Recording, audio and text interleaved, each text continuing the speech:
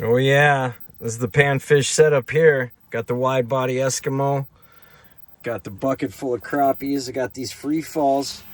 I got a left and a right, so whichever one I drop, I'm ready to reel. Just clutch some minnows.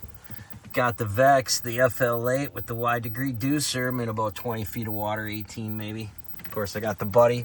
And these lights are awesome. You get 2 of these at Costco for 14 bucks. They're speakers too, 3 different settings. Clutch. Gonna be eating some crappies tonight.